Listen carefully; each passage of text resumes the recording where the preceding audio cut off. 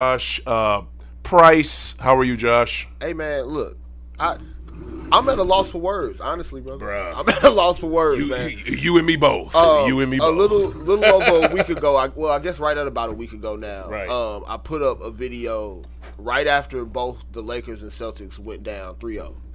And I basically said, look, I guess we on Tell this the people heat. where they can find your videos. Oh yes, on YouTube, Price Check. The Price Check is the YouTube channel, by the way. Just like on his shirt. Yeah, you know, I'm a company man. I put up this video and I basically said the Heat and the Nuggets are on a collision course, and I said to myself right after publishing that, you know what, it's gonna be just my luck that one of these teams come back from 3-0. And you was praying it was the Fakers. Of course I was. Of course so. And then we proceeded to get MVP'd by Jokic and Jamal Murray Right. just a night later. And then y'all won Game 4. And I'm like, you know, Yeah. of course. Yeah. Finally, you know, y'all showed some fight. Because Game 3, it was like, this didn't even look like the same team that had played the 2 games prior. It did. So they win Game 4. I'm like, okay, you know, it's cool. They get a little bit of extension out of this. Yeah. I'm like, okay, Game 5, they back at home. Right. You know, probably show some fight again. Okay, we'll go Sonics in '96, right? Oh, okay. We'll go down 3-0, win us 2. Denver type shit. Okay. Yeah. And then we get to what is that, Saturday night? And I'm watching Game 6. Yeah, buddy.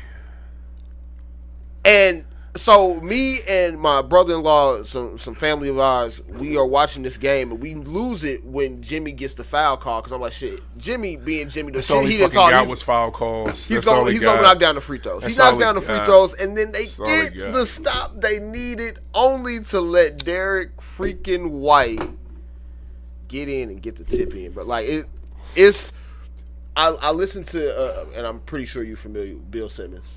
Fuck a Bill Simmons. But but yeah, go ahead.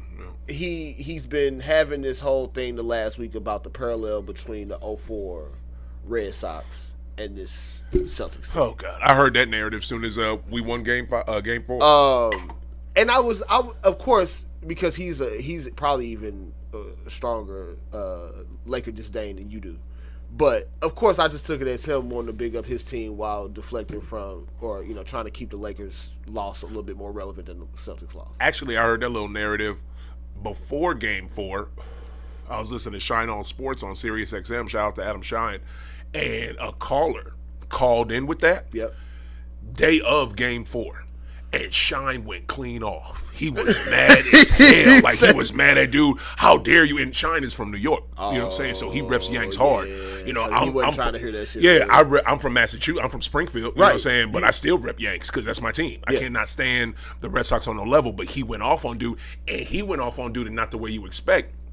He went off on dude saying, that's disrespectful to say these Celtics are as good or can do what them Red Sox did, because them Red Sox was Hall of Famers and this, that, and the third, and da-da-da-da-da. Which he was right. Right. But here's the thing. I don't like to correlate nothing that go on with the Red Sox with us, with any of my teams, because I hate the Red Sox with a passion. But those cats weren't Hall of Famers at the time. No. They were just players. They were scrappy dudes. They were just players, and they were on a team that was cursed. You know what I mean? That had never won nothing. That's the difference, ever. right? Like, you know at least the Celtics have 17 championships to point back. Yeah, to, like Boston had at that point it was 86 years. Yeah, for the Red Sox. Yeah. So it was just not quite the same. It was so that team, and see that team now. Since they did that in 04, then they turned around and won. What they won 2 years later? Yeah, I think they won 04 and 07. Yeah, and 07. Like 2011. I don't care about any other. Yeah. I just wanted to mention 07. Goddamn. Yeah. But yeah, they won it again, so that solidifies that team. You know what I'm saying? Sure. But it was just like, it was crazy that Shine just automatically kicked it out the box. But then the next day when we won, then he was entertaining it. Yeah. That day, because callers were coming in with it. We had to see the win first. Yeah. There was no world. You had to see some heart first. Yeah. Had to see some heart. There was no world, after having watched the first 2 games, did I think the Heat would sweep the Celtics. But then after what we saw in Game 3, Game 3 really was like, just even from a basketball fan standpoint, regardless of who you root for, that was some terrible shit to watch. That was some horrible shit. That was some terrible shit to watch. That was disgusting. We could talk about that, but finish your take on 6, because you was going somewhere with 6. So, Game 6, though, I said this to you also last year during the finals. Y'all lost that game 4 at home against Golden State. You said this to me last year? Yeah, so I said last year, y'all lost that game 4 at home, and it was like y'all were up, I want to say like 11 or 13 or something. Steph came back. Yeah. And I said it was horrible. That was huge. That was huge. Certain losses you just don't come back from in a playoff series. Yeah. As much as I want to think Miami is going to have this dog fight with the Celtics and everything tonight, I can't get all the way there. After losing a game like that, you had the game literally in your hands. In your grasp. It was over. And within 0.2 seconds, a Derek White tip in later, you're probably going to lose game 7. Bruh. Okay. You're probably going to lose games. And I hate saying it as me being a Lakers fan, but at the end of the day, basketball is basketball. The playoffs are the playoffs. I just don't see how you get over it. So you're saying that off of the way we stole it. But let me ask you this. Yeah. What if it was what if we handed them that win? I got 2 questions for you. What if we handed them that, all in the same question really. What if we had handed them that win, like we beat their ass by 20, or we won by like, it was kind of close at the end, but you could tell that we had control. Yeah. Like we won by like 4 or 5. Yeah. Would you give them a chance then? No, because I kind of feel the same way now that I did going into game 6, whereas when you've been up 3-0, you've already let it get to a game 6. Yeah. Knowing that you also have game 7 on the road, and you don't take care of business, you probably are going to lose a series. That any other series, I would feel that way. If this was the Celtics initially being up 3-0 and letting Miami come back and go to a game 7, I would feel the same way. Word. Miami is also at a talent deficit. That's really what it comes down to. They had a talent deficit. And a body deficit at this point. And the longer that this series has gone, it's actually it's crazy that it's worked out this way for the Celtics. But shit, I feel like the losses that they took early in the series were games that they probably gave away. Oh yeah, he's done. But very clearly, they're not 3. giving the games back these last 3. No. Once they get that stranglehold on it, it's over with. But see, okay, and you know except for game 6, which it was also the officiating that contributed to that. But exactly, get into your shit. Right on. So I'm glad thank you for the alley-oop, because 6 to me, you know, was of course with the game in totality was amazing. That was a classic ESPN classic game off the rip. Even without that ending, it was good. Right. It was a damn good game. It was a great game even without that. Yeah. But be honest with you too, without that ending, I don't know how classic it is, because Boston dominated them. You know what I'm saying? And you know Boston, not dominate, but they controlled the game. Yeah. It never felt like the Heat really had a chance until it got into like they controlled the game. They did what they had to do. Like Miami had their opportunities, but this is another thing that's going on. That it's 2 main things that nobody's really talking about. That's beyond sad with Miami. Number 1, Bam won't post up Derek White. He will not post up Derek White. Like Idris, bruh. Like Idris. like a meme be calling him, right? Like a meme be calling him Idris. This is straight Idris right now. You know what I'm saying? This is not Bam, because he won't post up Derek White. Like, bro, what is wrong with you? And then what is it? Something is wrong. Either he's hurt or he can't hoop no more. But something's wrong with Jimmy Bucket. He's not Jimmy Bucket. He's not playoff Jimmy. You're seeing. You know what I'm saying? You're seeing that wear and tear start to set in a little bit.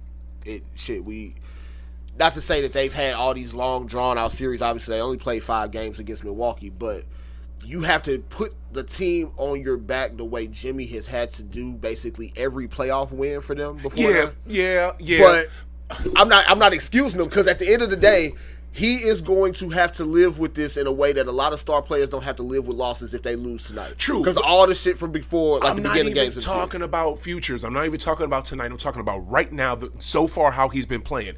This cat is playing like, and it can't be he's tired from carrying his team, because guess who barely plays throughout the regular season? That dude. He barely plays. You know what I mean? So he rests his body in the regular season and in the off season. So he is, to me, this is Pat Riley gamesmanship. My man is low-key hurt.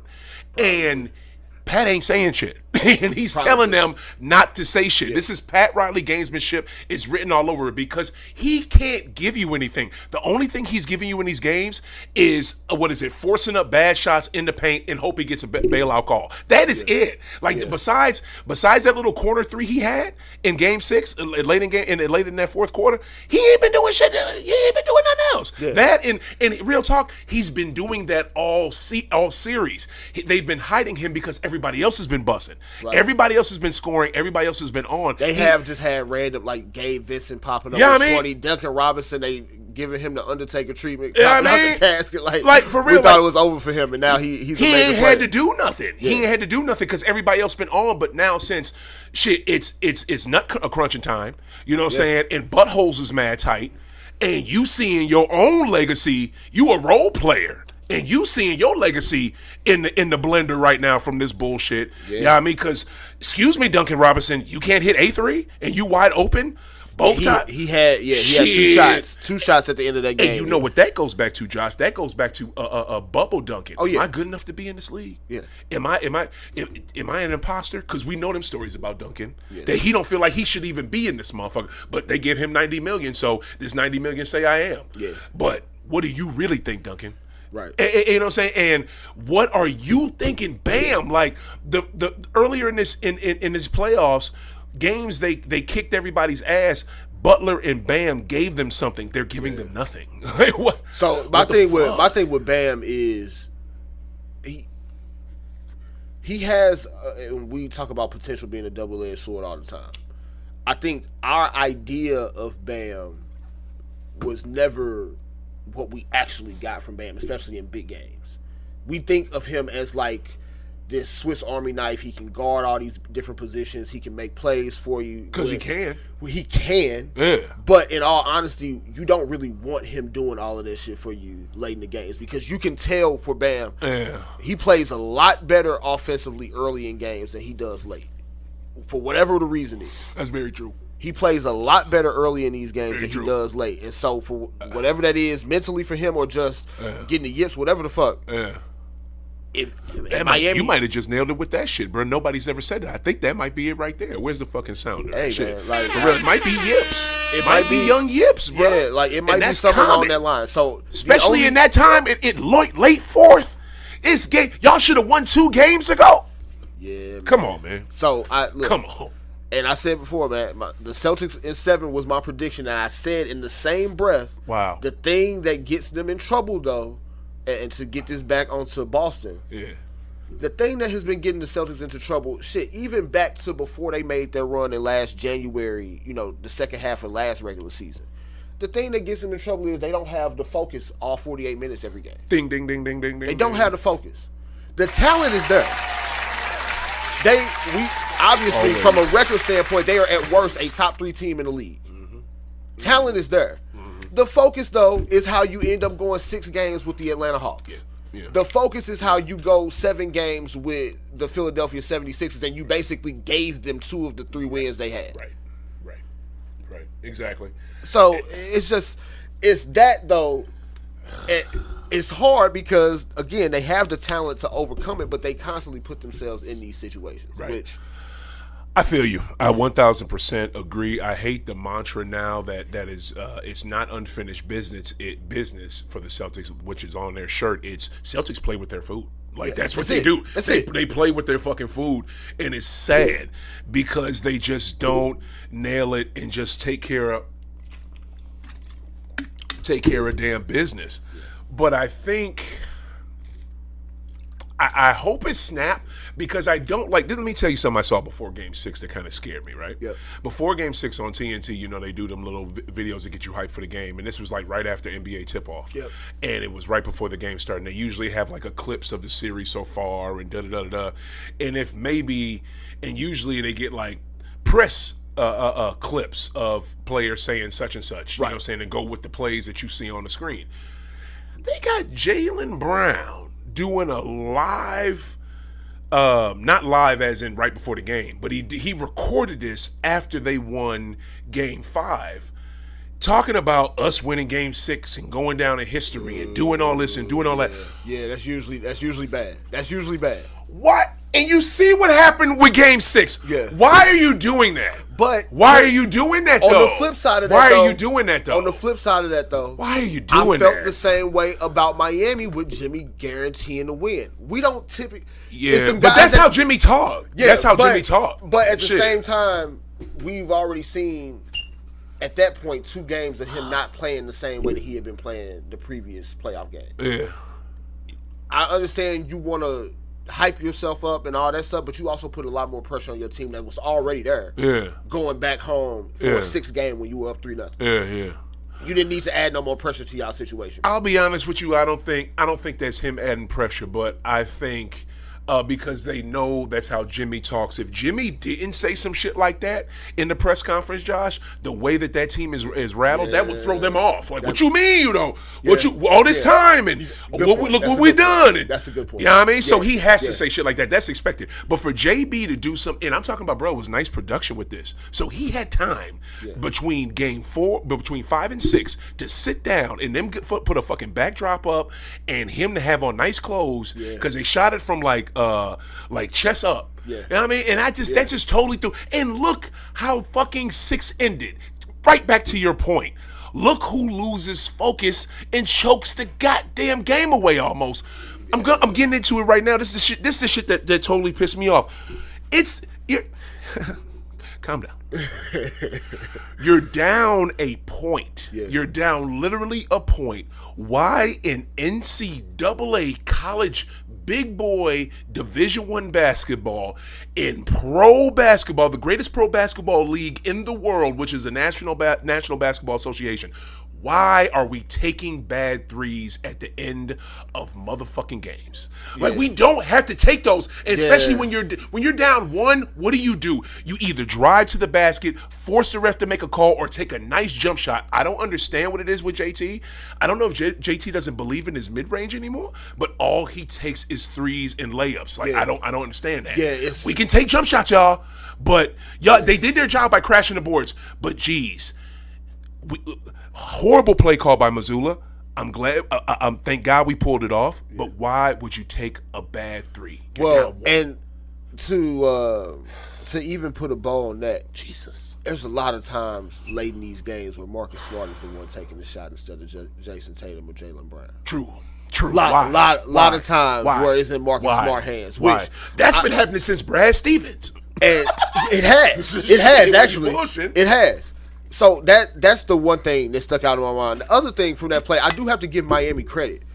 They made the right play in the sense that they forced somebody besides JT to take the shot. Right. The problem was they didn't have the ability to box out. Right. And Derek White, credit to him for being there mentally to be able to, like, look, not only let me get the tip in, but let me get it off in time. They played it perfectly off the shot because both of them crashed the boards. D. White had the left and JT had the right side. Yeah. So they nailed that. Yeah, because as a matter of fact, they bump into each other right after that. Down perfect. Up under the basket. Yeah. They did that textbook. They did that. That's how you do it basketball clinic wise. But what I don't get is why would Missoula call that? Like, why would you not set a play for what is it? A D White off the wing. They hit a nice little. He's already been hot. He's been hot this whole series, damn near. You know. I will say y'all probably saved Missoula job, by the way. Oh yeah. Because if y'all did. If they would have got swept, he probably out of there. And see, that's the thing. I'm so glad you brought that up, Josh. That's the thing I'm afraid of, because if you get him out of there, then what? Because you know what that is? What's that? 3 coaches in the last 4 years? Yeah. That's horrible. That's horrible for the top franchise in pro sports. That's fucking horrible. We're not Manchester United, one of them teams over there that don't know how to run one of their mega franchises and shit. We're the mighty Boston Celtics. You better know how to steer this ship a little bit better than that. And you know what I'm saying?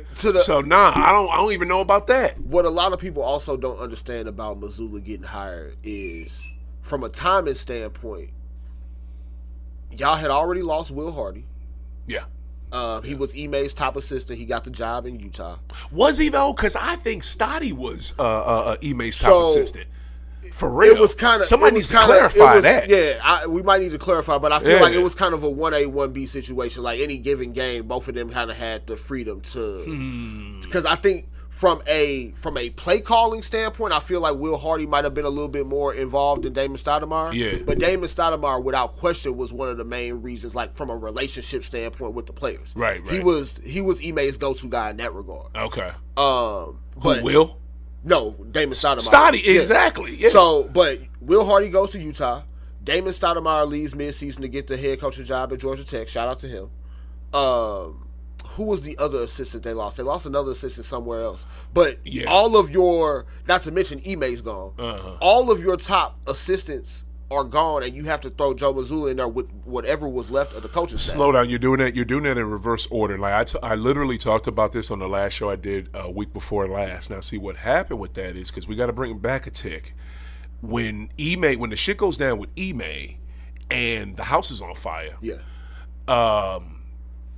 Ime, I think the logical choice and the choice that I wanted, the choice that when I had Coach Damon, he was sitting in your seat right there, and he wanted when we had this conversation back in October, because, I said this again last week too. I gotta say this take. What franchise do you know has had to deal with something that big right at the start of the season and was able to not let it fuck them up? Yeah, it's that type of shit don't happen. Like, it don't. Yeah. And then somebody in a situation like that. Yeah. And I don't know of no team having to deal with it, because some shit like definitely that. Definitely not in the NBA. Bruh. Definitely not in the NBA. Bruh, I don't remember. You tell me in any national sport. I don't know. The only thing that is Louisville with Rick Pitino when he had that weird shit going on. Yeah, and I was going to say the only thing from an NBA standpoint scandals that might be similar, and it has nothing to do with like a scandal, was what is the coach that the Lakers hired? My man that ended up having the bike accident. From the 70s. Yeah, they hired him from the Blazers. Why the fuck am I blanking on the name? Yeah, he ran the Showtime offense. Yeah, so he introduced that. So that happened, and he couldn't. You got to know him. That's supposed to. Yeah, you supposed to know and him. they throw Pat Riley in. That's the only thing that I can think of that's even remotely close to that. But again, none of that threw Paul Westphal in, and Pat was backing him up. Yes, my bad. Paul Westhead is the head coach. How I know Faker shit more than you? Oh, God, what? My mind ain't all the way throwing back like that. But you got Westhead getting a job. Better go watch Winning Time. No, I'm actually looking forward to season 2. When's it coming? It'll be sometime this summer. Okay. I just saw the little mini trailer. I'm ready for that. I need a Bad Boys version of that. I need a Bulls version of that. I need a Celtics version of that. I need so many versions of that show. I 100% agree with you. Because I feel like there's so many ways. Thank you, Adam McKay. Yeah, there's so many ways you can take them type of series. Because we also know Winning Time is obviously it's a little bit more fictionalized in terms of something how they handle. But that shit was great. It was dope as fuck. That shit was great. Man, that show was so goddamn good. So yeah, I went off into a whole different tangent. But that's the only other situation I can think of that is even remotely close. And Joe, like I said, he didn't have a whole coaching staff behind him the whole season. He still turned it. They had the best record in the East, or close to it. Whatever shit. There was a game behind the win. Yeah, but this is what I was gonna say. Right at the what Coach and I wanted, we wanted Stoudemire to take that job. Yep. Why did Joe get that job? He's a little bit more aligned with the Brad Stevens. Exactly. Yeah. He's Brad's dude. Yeah. He was on Brad's staff when Brad was coaching. Yep. Ime, now this is just me putting two and two together. Yeah. But Ime, I think, had to take Joe to get that job. You know what I'm saying? Probably. He probably had to get dude. Probably. And I think Joe, and I don't even know, and I think Hardy, and I don't know who Hardy comes from. I don't know if Hardy comes from, I think Hardy comes from Brad, not from Ime. I think Will Hardy is a Brad guy, but his tie was a little bit more tight with Danny Ainge, which is why he's in Utah. Okay, so there it is. So that makes sense. Because it's crazy. Danny Ainge actually was at one of y'all finals games in Boston last year. Yeah, yeah. And it just so happened that as soon as their head coaching job opened up, that's the person he gets. So, so that makes sense. So that 1,000% makes sense, because I didn't think there was an Ime guy anyway. So Ime, his guys, I think he might have one still on the staff. I wish I knew that person's name. But the main guy was Stoddy. Yep. Stoddy takes that job. Stoddy don't take that job, Josh, until March. Yeah. He gave them an opportunity. You know what I'm saying? And Brad probably thinking, no, this is my guy's opportunity. This is my guy's turn. Yeah. He throws his guy in there. You know what I'm saying? And it worked because they knew dude, and the system was going to be kind of the same. Right.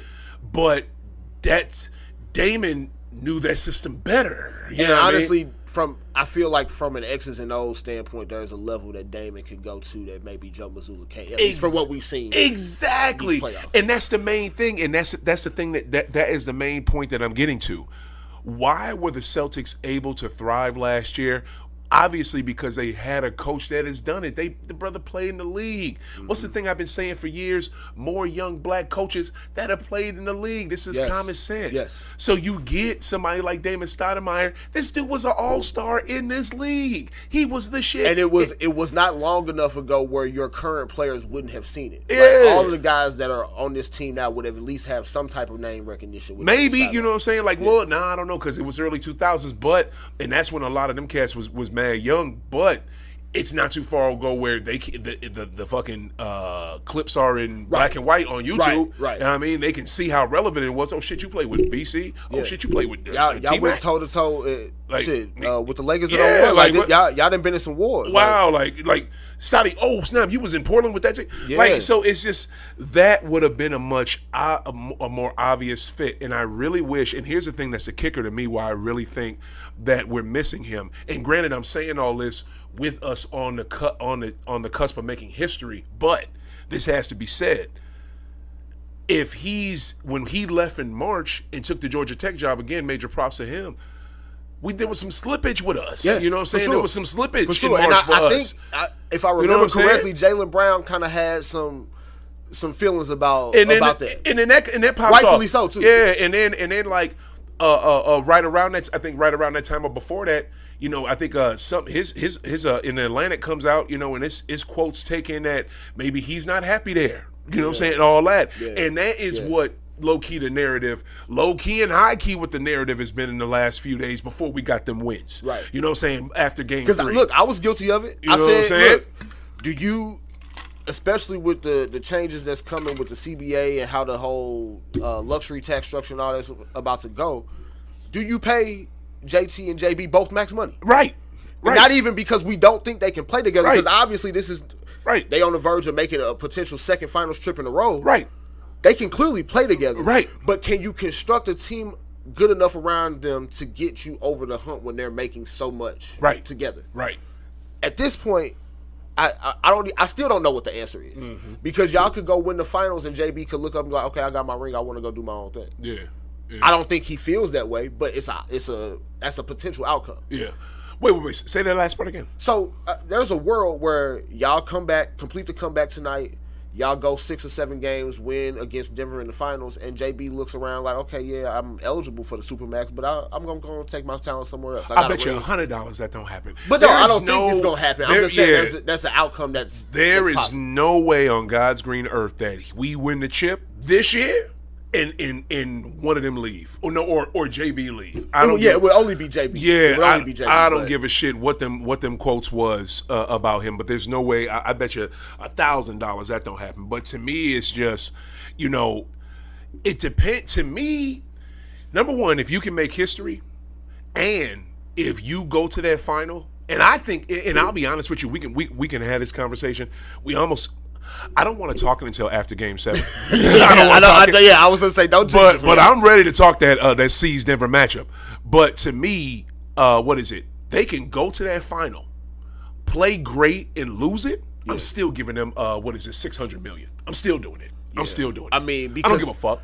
I'm still doing it. The thing that you also have to think about is like for JT and JB, like really the only thing that the C's have been missing this entire time is a legit old school point guard. Like Marcus has tried to be that for y'all at points, and it's not always a perfect fit. But if you could put somebody next to him that just, hey, on this possession, we got to make sure we get the ball to JT. No, to me, I disagree with that. I don't know why y'all keep saying that whack ass narrative.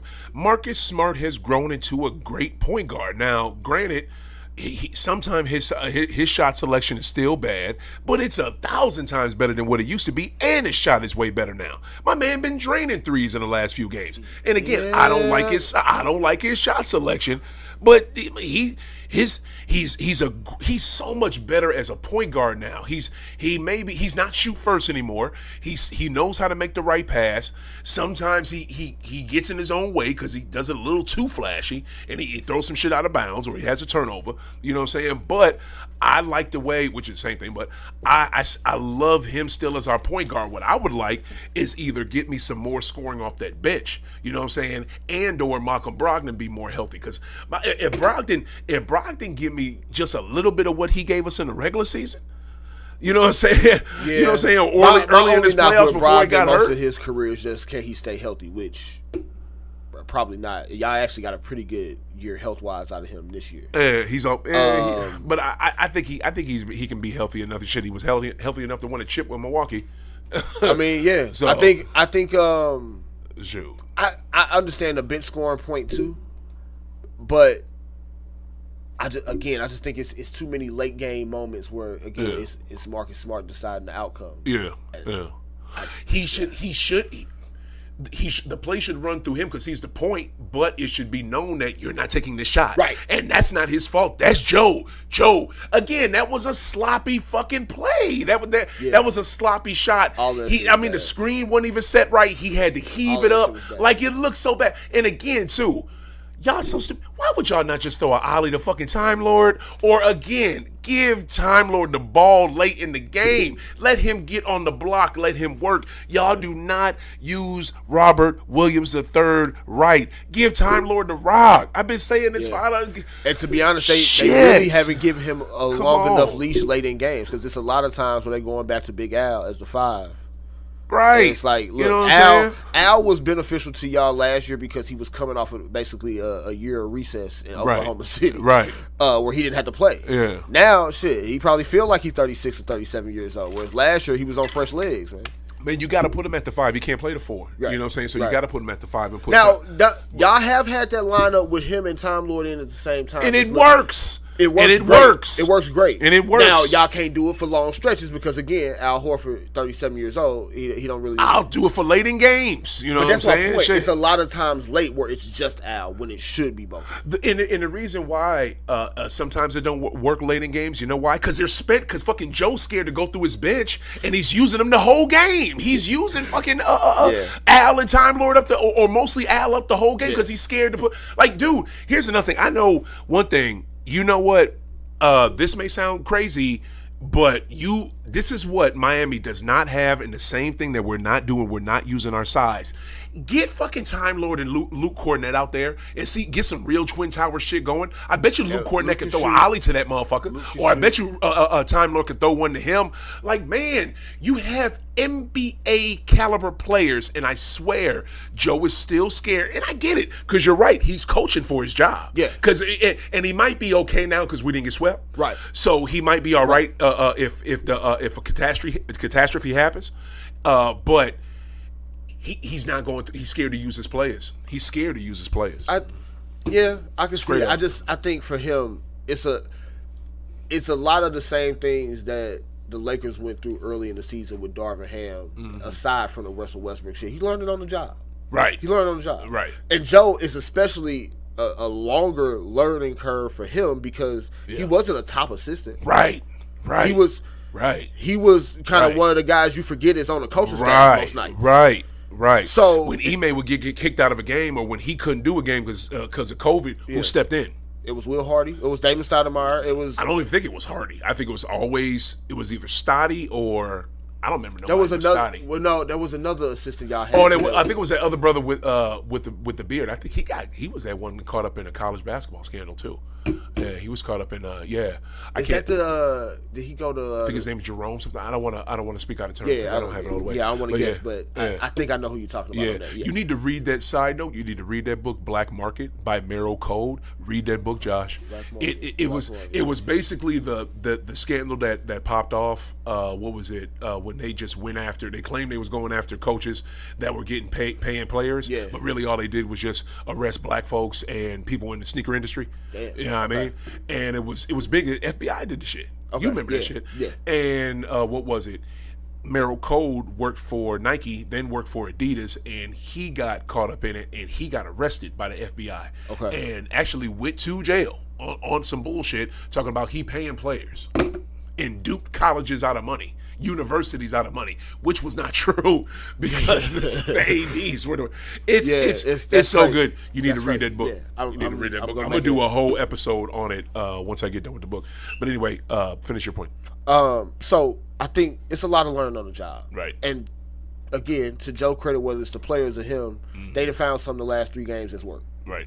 Again, took a little bit of luck in game 6, but shit. Right. Luck is required on any playoff run. Right. Don't let nobody fool you. Right. The media be trying to make a lot of these narratives be like, okay, well, guys are just willing teams to these wins or that type of shit. It's a lot of luck involved in some of these playoff runs. And to me, I go back to the thing because I don't believe in luck. You know what I'm saying? I don't think luck is a thing. I think you can get hot. I think you can have momentum. I think all that can happen, but I do not believe in luck. The ball's not going to tip your way unless you jump for the motherfucker. You know what I'm saying? Yeah. You got to jump for it because if you don't jump for it, it's not going to come your way. Saying that, I mean, if you don't make an action, you're not going to get a reaction, or you're not going to get something to you that's supposed to come to you. You have to do something to get something. Yeah. You can't just sit on your laurels and just lay back and be like, oh, well, we'll win this game and, it'll come to us and we'll just get this championship and we'll just da-da-da-da-da. No, you have to go out there and take it. You know what I mean? So that's what it has to be. And if you don't do that, it's not going to come to you. So to me, it's not luck. It's not fucking luck that Derek White was the ball didn't just come to him. My man went to go get that bitch and he put it back up. Praise God. You know what I'm saying? Yeah. And this mantra you had on your chest all season on some unfinished business, you don't look like stooges. You don't look like idiots wearing some shit talking about some unfinished business and you get knocked out in the second round in game 6. Yeah. In the Eastern Conference Finals in game 6. You would look like goddamn idiots doing that shit. You know what I'm saying? To me, I think they should have not had that because that puts more heat on them. But y'all was on a mission. I get it. I was on a mission with y'all. But you need to finish the fucking job. Win this shit tonight, yo. Hey, look. For real. Because if they don't, so let me ask you this. I'm kind of flipping the script here. This is your show, but I'm asking you a question. Go ahead. What would be worse? Getting swept or fighting all the way back to lose a game 7? Oh, see, that's a good boy. What is it up? Because of course, that's a good damn question. My team got swept. Yeah. And end of the day, Lakers season was what it was. Denver was just they were too much. It is what it is. So you're literally you're asking me that right now. You want me to answer that? Yeah. You're asking me what would you're asking? What would feel worse from a fan standpoint? Would you have felt worse about y'all getting swept, or would you feel worse losing game 7 after being down 3-0? Wow. Getting swept the other after winning game 4 or losing tonight? Yeah. Great question. Great question. I think losing tonight, because losing tonight it's a double whammy. Because if you lose tonight, your season is over. You don't get to get your chip that you were supposed to get, because this was once Milwaukee got knocked out. It was over. Shit, yeah. Everybody and their mama had us. You know what I'm saying? Everybody and their mama had the C's. So you lose that, and you lose a chance to make history. Like, you literally can do something that nobody's ever done before. 100 and 0 and 150? Yeah. 0 and 150. Yeah. So it's a double whammy to lose tonight. So I'll 1,000% say at losing tonight. Yeah, because having experienced the sweep. No. Let me not say 1,000%. Let me say 100%. I mean, because it would have, if we would have swept, and like I said, Josh, with that slogan on our fucking chests all year, and lose that and go out like that, knowing that everybody and mama know you was the better team. Yeah, that's the thing. And you weren't hurt. And you weren't. You had everybody. You weren't hurt like Milwaukee. Right. It's fucked up how Milwaukee did Coach Bud. Like, that is totally effed up. Yeah. How do you fire that man? He just lost his brother, and y'all was hurt. That Milwaukee team was broken. Giannis played 2 of the 5 games. You know what I mean? That Milwaukee team was broke as shit. Chris Middleton was hurt all season, and Giannis wasn't right. And you fired this man, and he just lost his brother out of nowhere. Not like his brother was sick. Yeah, he was dealing with cancer. He was just coach of the year like 2 or 3 years ago. Come the fuck, and just won you a chip. The fuck out of here, Milwaukee. I'm gonna tell you right now, Milwaukee just fucked themselves. They about to be cursed for a good little minute. Like, for real. They just effed themselves. But I will give him a slight shout out. They did give that job to Adrian Griffin. So shout out to that's good. I'm glad a brother got it. I'm glad a brother got it. But appreciate that. For real. But for us, if we would have got swept, oh God, it's kill me. Because I guess the aspect that I'm also thinking about is like, you get swept. Okay, you lose game 4 on the road. You know Miami is gonna be turned up for the home crowd. All that. Losing game 7 at the crib would suck, bruh. That would suck. Right. So yeah, right. I think that's probably how it would be. Because you would have the excuses. They on the road. It's game 6. Yeah, Miami had all the momentum. You can have all that. But the thing that would have effed us though is how do you blow a 10-point lead with like 3 minutes left in the game? It's a lot of those. How do you do that? How do you blow a 10? How do you do that again? A lot of those games. How do you do that again? Like, it's just, I'm so glad that we are good, sound basketball players because as you see, our 2 top players crash the boards, but man, that was just to choke that game away. And granted, those calls were bad. Like we got, Jimmy was throwing up bullshit. They gave him. I think that he should have got the three free throws. His foot was legit behind the 3-point line, so I get why he got that. I wasn't mad at him getting that. It's just it was other calls late in that game that were just complete bullshit. If you're gonna call that, you got to call some of the other stuff. Like, good God. Go. But I definitely get that. I'm just ready for this game tonight. I really think that we can do this. I do not. I think I can. You know what I'm saying? I do not want us to blow a chance at history and being the first team to ever play the Denver Nuggets in the NBA Finals. Denver Nuggets have never. This will be a historic season. This has been a historic season. Look what has happened. Bron has taken the all-time scoring record.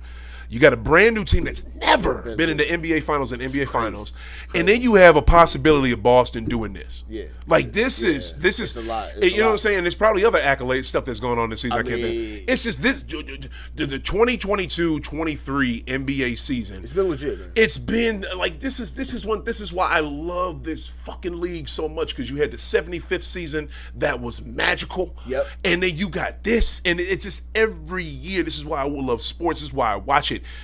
You always will see something you have never fucking seen.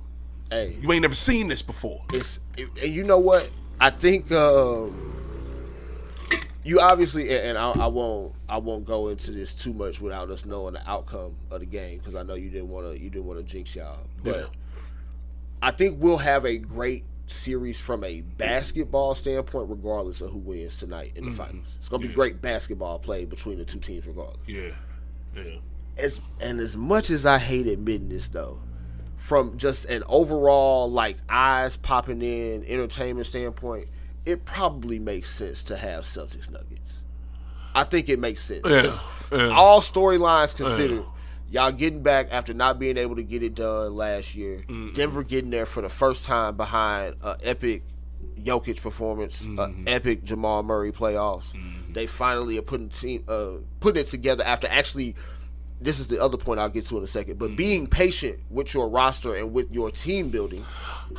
Because don't do that no more. They do not do that. And to the Nuggets' credit, they have every step of the way, they've been patient with everything that they had going on. And Jokic and Murray are paying them back tenfold for that patience. They are. And ironically enough, because of course before the conference finals started, everybody was making a big deal about these being the same 4 teams from the bubble, and it being conference finals. Denver got their get back. They got their get back. They got their get back on y'all. They got it. They got it back in blood. And they got it good. They got us about it. Wow. They got us about it. Wow. So ain't shit bad I can say about Denver at this point. Right. They proved everything to me. At least they got one off against y'all, and what you call y'all ain't wow. But there is a difference between the level of patience that Denver showed. They like, hey, Michael Porter ain't 100% of what he's going to be down the road. Yeah. Jamal Murray showed us enough. We know he's a capable running mate for Jokic. Jokic is going to take a level up. Yeah. Let's just make tweaks around the edges. They grew it. Let's make tweaks around the edges. Yeah. Meanwhile, my team, everything is microwave. Everything has to be microwave instant. Yep. Okay, well, we want to chip. Yep. Okay, well, we're going to try to trade this player or this pick to try to get this person. Microwave. Okay, well, when that don't work, which COVID season, Dennis Schroeder gets COVID, LeBron and AD in the regular season hurt. All leads to us being the 7th seed against Phoenix and losing that series. Right. There were a lot of reasons for us to just look up and be like, okay, the shit didn't go the way that it went, but we were built for how we need to be built to make use of this shit next year. Instead, microwave again. We gonna go get Russell Westbrook. Good idea to no fucking body. Nobody. Good idea to it was LeBron and the rest of that. Good idea to no fucking body. And then we look up and we're mad at the result. And then after all of that, when Buddy Hield and Halliburton was sitting there like, we ready? Our bags are packed. Hey, we can shoot. And then all of that fast forward to now, KCP is on Denver, making it happen, hitting big shots. And what do we not have enough of? Role players around our two stars. Can make big shots. Because LeBron had to go blow his load in the first half, and AD had nothing for us to end the game. LeBron had nothing for that second half. He had nothing. He had nothing for that second half. At age 38 in your 20th season, I actually understand why you play every minute of the fucking game. You don't have anything for us because you're old, bro. No problem with that. I completely understand. My problem is that we have gotten to this point year in and year out, especially with LeBron centric team, where because he can do everything, you ask him to do everything. Right. And at 38 years old, that man can't keep doing everything, bro. He can't. He gonna be gassed. And guess what? He gonna be gassed. Jokic them seen that 38-year-old man on the other side, and they saw a fucking dinner plate full as fuck. All of the extra condiments and sauces, barbecue and shit. chicken. They saw food, barbecue chicken, and they got us up out of there. They got us up out of there. Like Twism be saying shit. Got us up out of there. But back to my original point. Denver is going to have a great series against whoever plays them, but I do think for the best overall series, storylines and everything included, Boston and Denver is probably the outcome we should be rooting for. Right. I love that breakdown you just did. I had to get that. I haven't been able to get my Lakers. I haven't been able to get my Lakers frustration out in full just yet. I was saving it for something. But get it. You got some more. Get it, shit. You want to get it? Look. Also, going into this offseason, we seeing this. He got more in the clip. Well, here's my thing. LeBron did the whole thing about potentially retiring, right? Yeah. Which I watched his press conference live. I don't typically watch him right there in the moment. I watched his press conference live after the game. He sounded like a dude who was checked out. I ain't gonna fake it with you. And wouldn't be mad at you, bro. Guess what? You got us a chip. You put the Lakers back on when they had been trashed for some years. And appreciate the years that you stayed. If he decides to hang it up, let's go ahead and ship Anthony Davis back out. We're going to go ahead and start this thing new, man. Not even mad at it. Wow. Not even mad at it. Wow. Because from what I've seen, if LeBron is going to be our best player again next year, and we're also going to be tied to Anthony Davis, we're going to try to work these role players around, but 39 years old, which he'll be by the end of next year, what are we supposed to be expecting out of LeBron? We just saw him give us 48 minutes of basketball. Bruh. And at the end of the game, we needed one bucket. And my man couldn't even get one off. Okay. He couldn't get a shot off. I can't. That's because he doesn't have any fucking legs. He's done. He's cooked. And I'm not saying cooked from a talent standpoint, but energy, stamina, he's 38, 39 years old. We cannot keep asking the Corvette to do 80 and drive up mountains and all that other shit. Right. We just need you to stay in one lane long enough to get us home, man. That's it. And if we can put the right pieces around him, maybe we got a shot at it. But at the end of this point, man, we just need to celebrate what a little bit of time we got left with Bron and let him have it, man. Because he's earned the right at this point. Go out whenever you're ready to go out. That's. Oh my God. Okay. Yeah. All right. Well, I cannot believe Josh. What's your middle name? Aaron. Whenever I'm mad at you, I'm gonna call you this Joshua Aaron Price. Sounds like my mom. Oh my God, Joshua Aaron Price! I cannot believe you're making me be a Bron, forgiver or an apologist. Or thank you, a Bron apologist. I can't believe. And you know what? I can't believe that I'm doing it son because of a snitch. I can't. I don't believe typically. Because I like your mama because you are a good dude, so I ain't gonna diss her. You son of a snitch. How you gonna put me in this position? But how can you listen? Josh, you're 36, right? I'm 31. 31. Oh, shit. You okay. I'm a little ahead of my time. Right, you are. I'm a little ahead of my time. But okay, you know sports, and I know you've heard this cliche.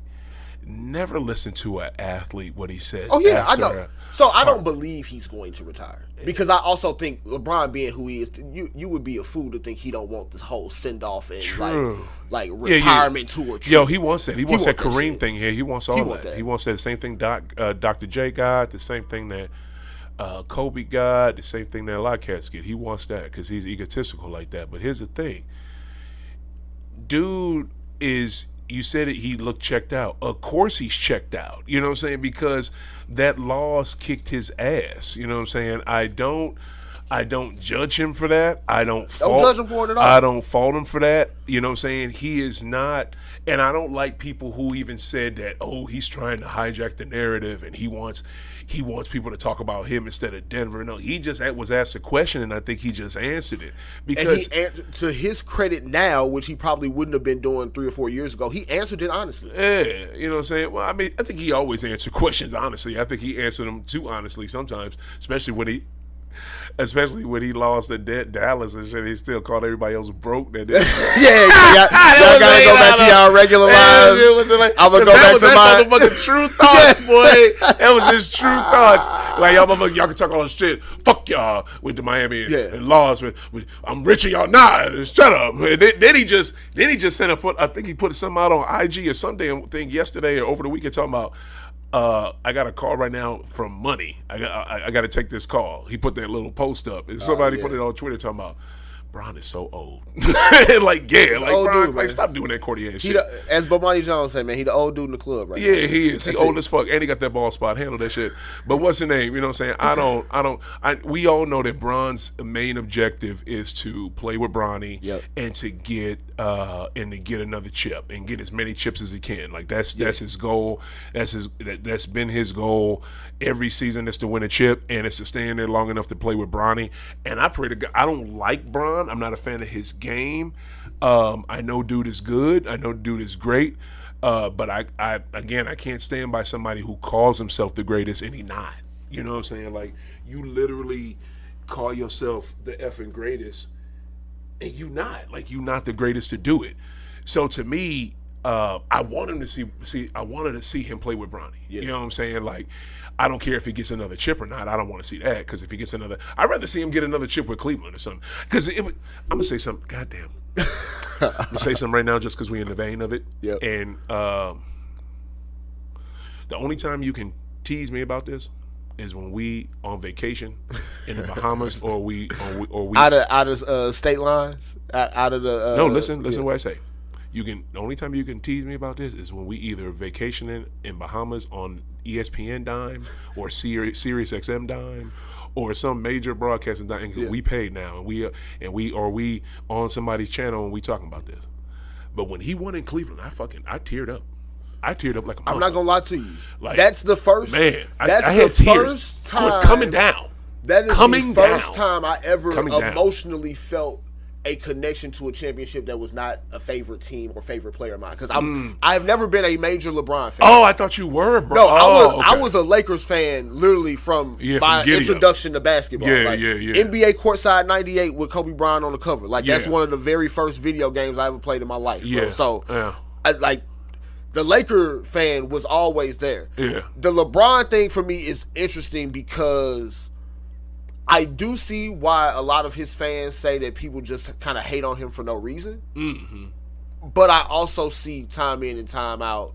There's a lot of times where he is kind of like, hey, like, look at me. Mm-hmm. Like, give me some of that attention. He want that attention. Yeah. And again, he gets covered differently than any other great because he became great in the social media era. It is what it is. Right. If Mike was out here hooping in the social media era, my gosh, probably a lot of the talk around him might look different. It'd be a piece that Amazon would be half GOAT. It'd be half Jordan, or if GOAT was out right now, it'd be, I don't know, McDonald's would have in Chicago would be like Jordan McDonald's. You know what I'm saying?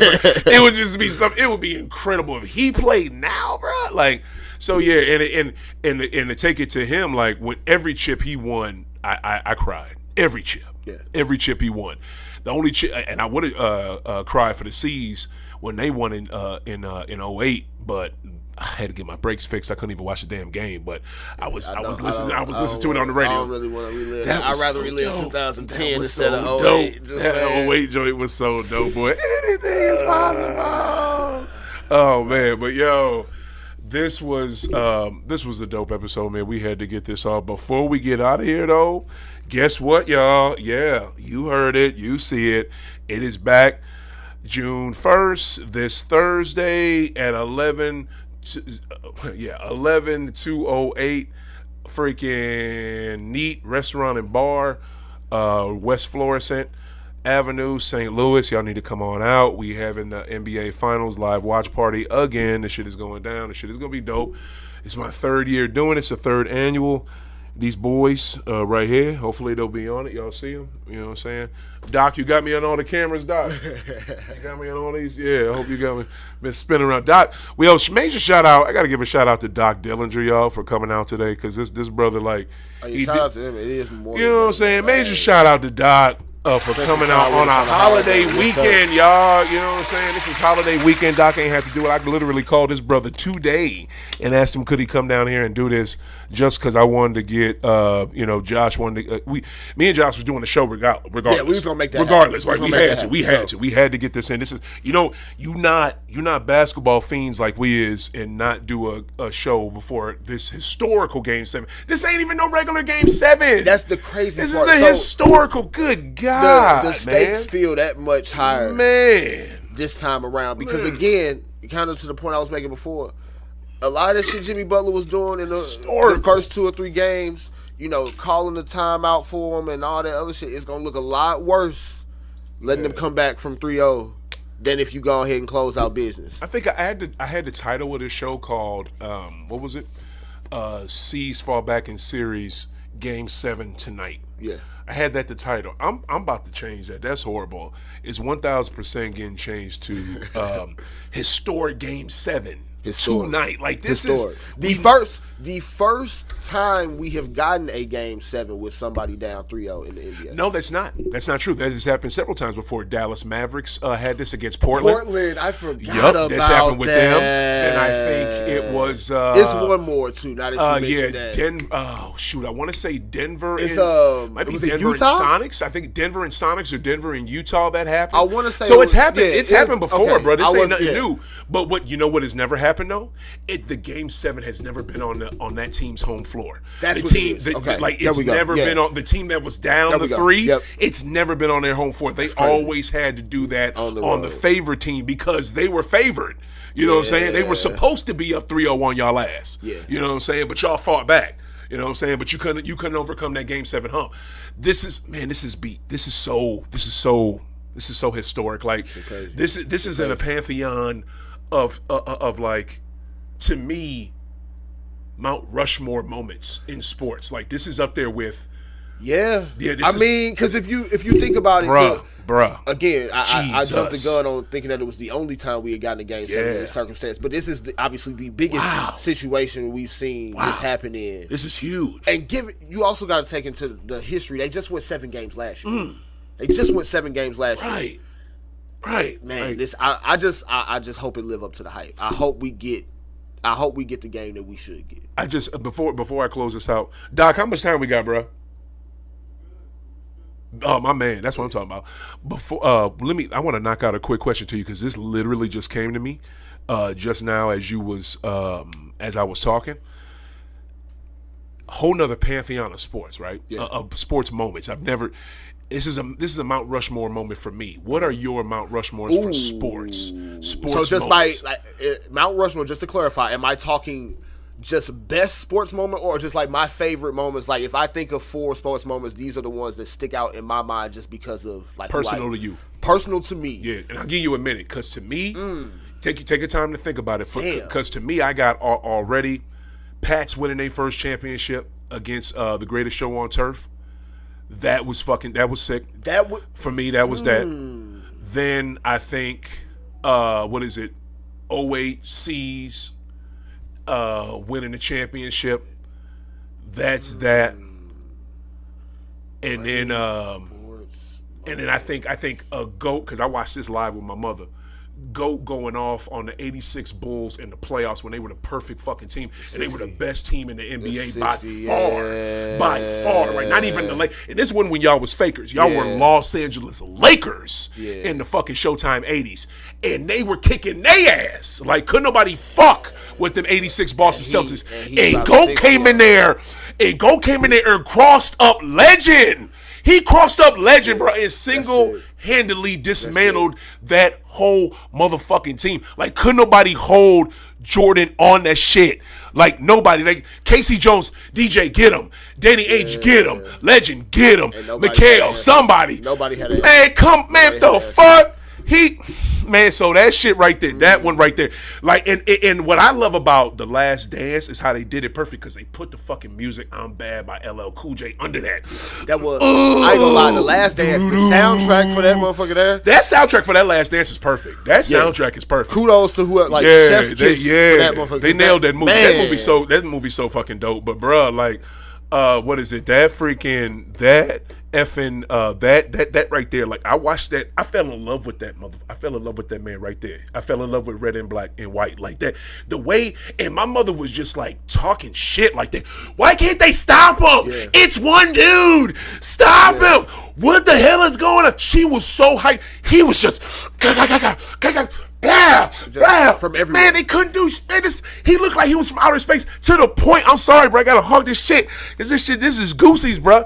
This shit, when this dude did this shit, my man Larry fucking Bird, who the only dude that was on Larry Legend was in Los Angeles. He was by the name of Irvin Magic Johnson. Yep. And this dude said that this cat was goddamn God in basketball shoes, man. He literally said that shit in the press conference. And they won. They won the game. Boston won the game in double overtime. They needed double over, and it was one dude, bro. Like that was literally Chicago didn't have shit. All they had was Dan Corzine and goddamn Charles Oakley. Like they ain't have shit. Like no, I think maybe Paxson was on that team. I think Paxson might have been on that team, but maybe. But oh my God, he just the shit he did. Like the only game that Bron has comparable to that.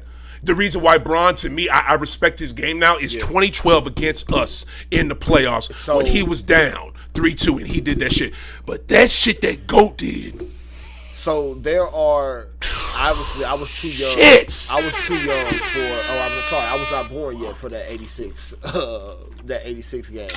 There's two basketball performances that I've seen that stand out to me in that way. And the crazy thing is one of them ended up being a series loss, but it was AI game 1 of the finals. Oh yeah. In 2000. Oh yeah, stepping over Ty, killing them. The Lakers had won every playoff game, bruh. Y'all ain't have leading shit for up to that. Y'all ain't have shit. He for gave us 48 in Staples Center before he walked over Tyronn Lue. That's some of the coldest shit I watched in my life. When I watched that game, when I was watching that game, and I was shocked that his score was as low as it was, because I thought that motherfucker had 60 something. It felt like he felt like watching it even as a kid. He was on one. Even as a kid, it felt like, damn, we just can't stop him. Like there's no answer for him. No, and you got Kobe and Shaq. And you're going up against Kobe and Shaq and Allen Iverson by yourself. Because again, he didn't have no other offensive weapon on that team. Word. He had Eric Snow and Aaron McKee. Word. Word. He didn't have shit else. He didn't have shit else. Dikembe was offensive, but Dikembe couldn't do shit with Shaq. He was neutralized. He could. Diesel at that time was Diesel was a menace. That was some different shit.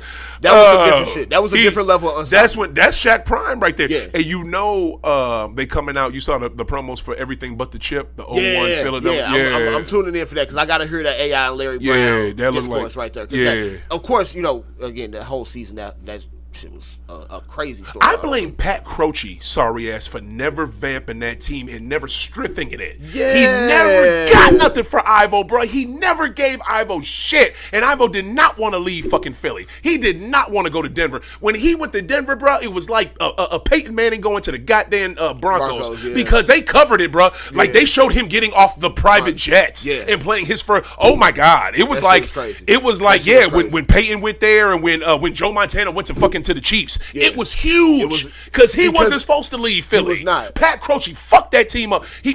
Pat Croce didn't fuck it up, but he didn't do shit, and then he got I think he got bought out by some fucking body and he was gone. And the other cats that came in there, they was worse than him. Like it was sad what happened to that 76 team. The other back to what I was saying though. The other that organization, I don't understand this organization. It's such a great and historic organization, but they literally have one championship because they had one of the greatest players ever to play for them.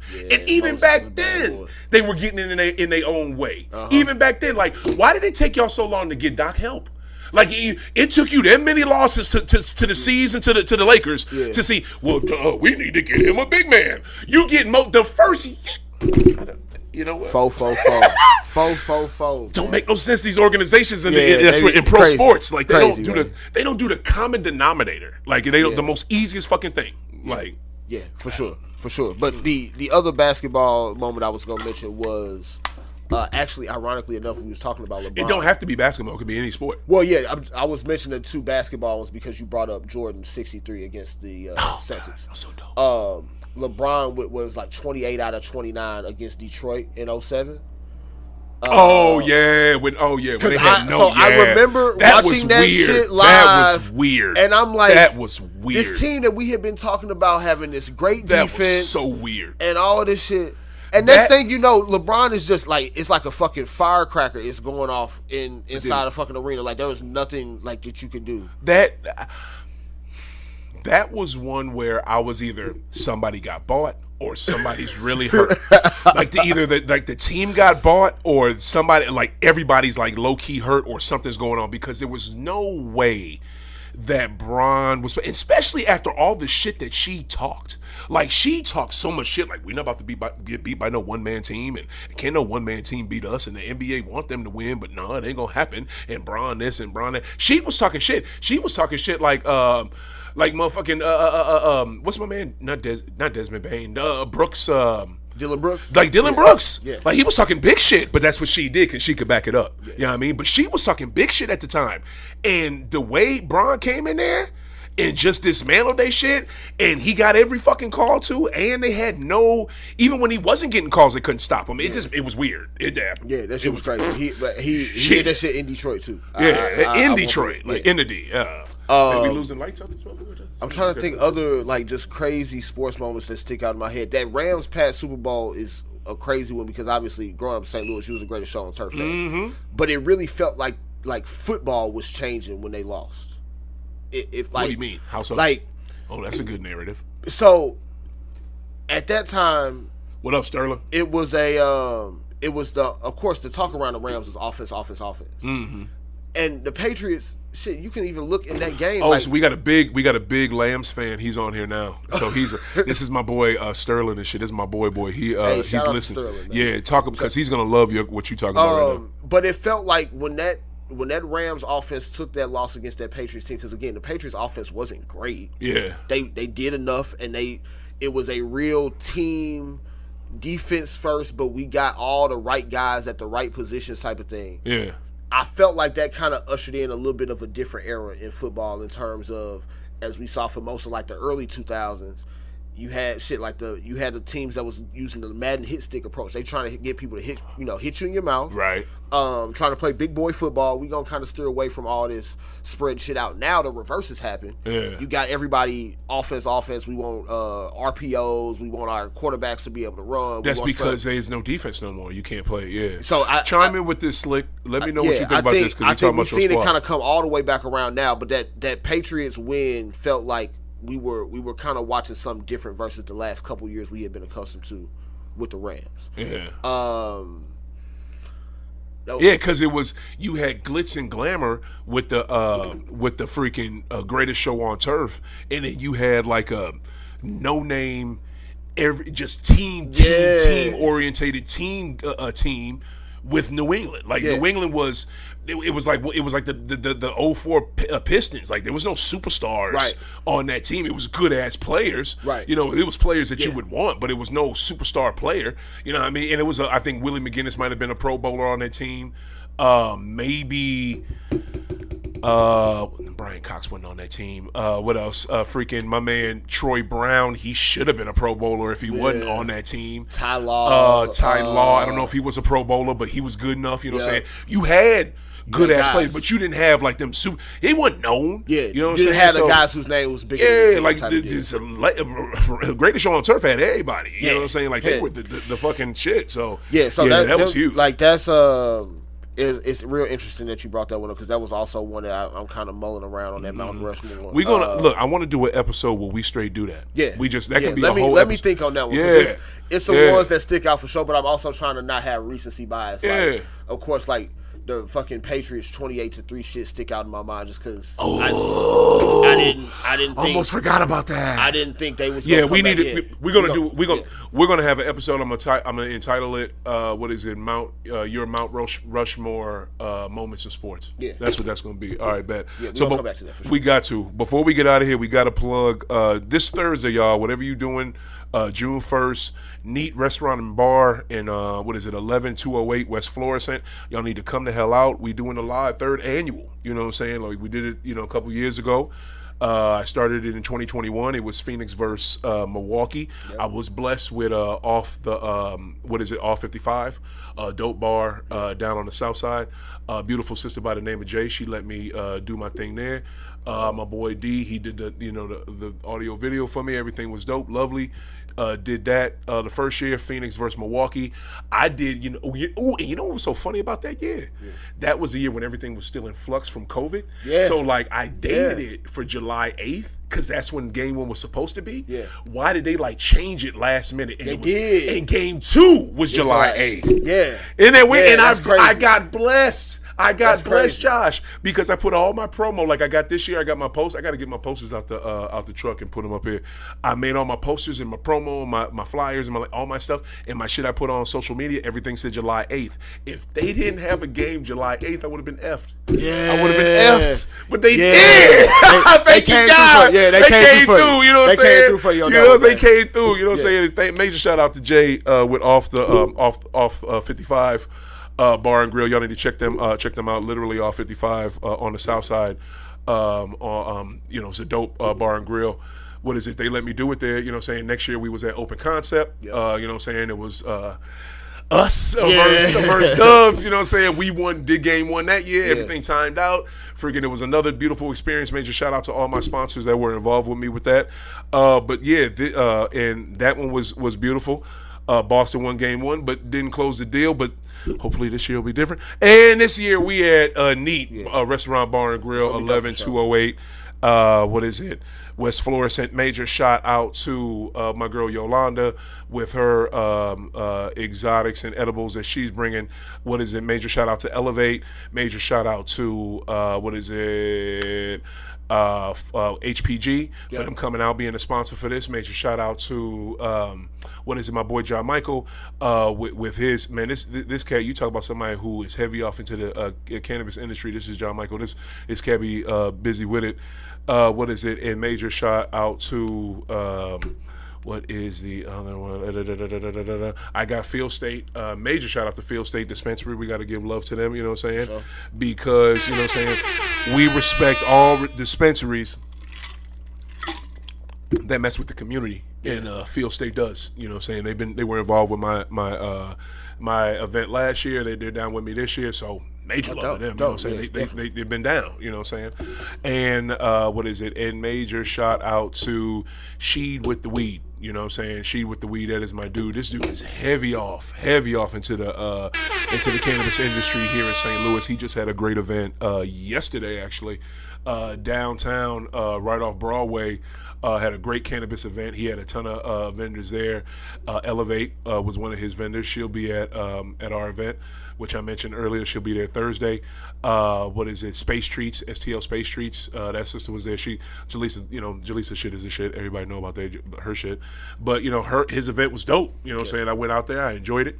Always had a good time, and Sheed's events, be top notch. So I had to have them on with this. And major shout out to my boy Blake Watkins with I Gallery. This cat, y'all know him. This is the brother from Soulard, who has the best soap and incense in St. Louis. You know what I'm saying? Yep. He makes his own soap. He gets some soap sent to him from Africa.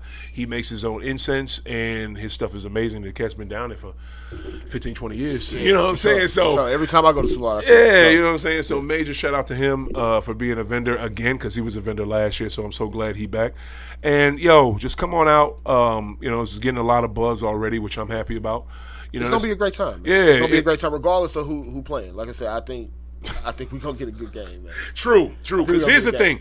You're right. Because to me, basketball, NBA is my favorite sport. Yep. It's my favorite. Basketball is my favorite sport. Basketball, NBA is my favorite league. Yep. And the NBA Finals is my Super Bowl. This is it. Yes. Like, I shut shit down for the finals. You know what I mean? Like, I shut it the fuck down. Like, thank you. Because I fuck with the Super Bowl. You know what I'm saying? I mess with it, especially if my team is in it. But the NFL, y'all got a lot of stuff y'all got to clean up. I'm going to have a whole nother episode on y'all because I'm so sick of y'all ass. But in New England, I wish you get your shit together and fire Belichick so we can move on as a franchise, because I can't even support them until they do that. But when the NBA Finals comes, that's it for me. You know what I'm saying? This is the most important thing, because when I was a kid, this was the most important thing, usually because one of my teams was in it. Either the Celtics or the Bulls was in this when I was a kid. So especially for me, young, man, I got, we got 3 straight Lakers championships out the gate. For most of, Yeah, so that sucked you in from giddy up. Yeah, for real. Y'all was, imagine if y'all could have not beefed. Imagine if y'all could have not beefed.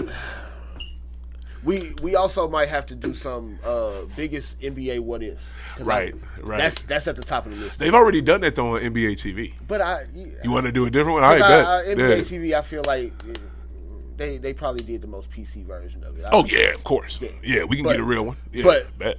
Yeah, Kobe Shaq is definitely up there. Let's get that in. Let's get that in. All right, bet. All right, well, look here. Let's get this music fired up. Man, this another dope episode, y'all. This was amazing. Mr. Josh Price from Price Check. Make sure y'all check his show out where? YouTube, man. You check out the channel The Price Check on YouTube. I'm basically once a week at this point, man. We of course we'll have some after tonight, probably tomorrow or Wednesday, doing a preview of Game 1. And then of course I'll be out Thursday, man. We'll be out at Neat. Definitely appreciate you inviting me on for that, man. That's gonna be huge, man. I think it's gonna be a great time regardless, but being able to do it in that way for the NBA Finals, man, that's just gonna be out of this world, man. So shout out to O for being able to include me on that. And we gonna enjoy the basketball we got left. We don't have much left, man. That's the only hard part about this time of year. We don't have many games left, but these gonna be the best games of the season. You ain't lying. We got to suck it up, because there ain't much left. Pretty soon it's gonna be like my boy Stu Gott say. It's gonna be freaking baseball and Joey Chestnut out this month. That's it. You know that's it. That's For real, that's all it's gonna be. It's gonna be like Stu Gott say. Yeah. So we got to get it in. Yo, major shout out to my boy Pancho Rucker, who is also co-hosting the event with us as well. He's holding me down like he did last year. Pancho, I hope you've been watching your basketball. You know what I'm saying? So he's gonna be out there with me, co-hosting. And major shout out to him, because that beautiful flyer that I have, he designed it. Oh yeah, big shout out to Pancho. I gave him the words and he put it on there. Yo, Pancho is crazy nice with it. Yo, so come out this Thursday, June 1st. What is it? 11208 West Florissant Avenue, St. Louis. Neat Restaurant and Bar. Yo, what is it? NBA Trivia Contest. Participate in it. Free giveaways. What is it? Blunt rolling contest at halftime. Participate in it. You get the best blunt. What is it? Free giveaways. You know what I'm saying? You win something free. You know what I'm saying? So come on out. We got free stuff for y'all. And it's gonna be dope, man. It's gonna be the best one ever, yo. So it's gonna be lit, man. For real. For sure. Yo, damn right, yo. For Josh Price, for myself, OThaGreat, we out of here, yo. NBA Finals Thursday. Come on out. Game 1. Neat Restaurant, Bar and Grill. Keep hooping, keep smoking. You got anything else, Josh? Hey, you said it better than I could ever do it, man. So appreciate you having me on, man. Appreciate you having me on. Appreciate you holding me down for the event. Hey, always. Damn right. We out of here. Keep smoking, keep hooping. Peace.